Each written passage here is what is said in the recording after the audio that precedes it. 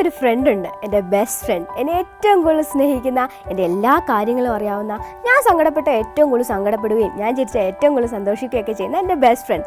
അതുമാത്രമല്ല കേട്ടോ, എനിക്ക് ആരോടെങ്കിലും കുശുമ്പ് തോന്നിയാലോ വൈരാഗ്യം തോന്നിയാലോ എല്ലാം കക്ഷിക്ക് മനസ്സിലാവും.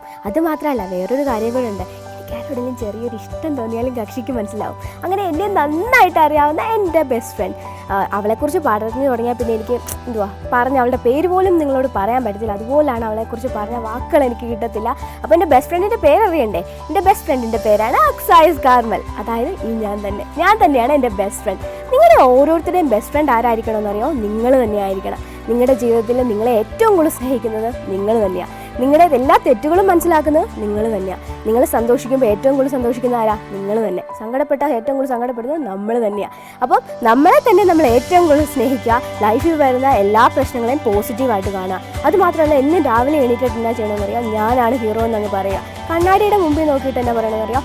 എന്നെ കാണാൻ സൂപ്പറാന്ന് പറയുക. അത് എല്ലാ ദിവസവും അങ്ങ് പറഞ്ഞേക്കണം. നമ്മളെ പോയിട്ടാൽ വേറെ ആരും ഇല്ലാന്നേ. നമ്മൾ തന്നെ നമ്മളെ പ്രൊമോട്ട് ചെയ്യാതെ വേറെ ആരും നമ്മളെ പ്രൊമോട്ട് ചെയ്യാനാ? നമ്മൾ നമ്മുടെ പോസിറ്റീവ്സ് കാണുക, നമ്മുടെ നെഗറ്റീവ്സിനോടൊക്കെ അങ്ങോട്ട് മാറിയിരിക്കാൻ പറയുക. എന്നിട്ട് എന്നും ചില്ലായിട്ട് ഹാപ്പി ആയിട്ടിരിക്കുക.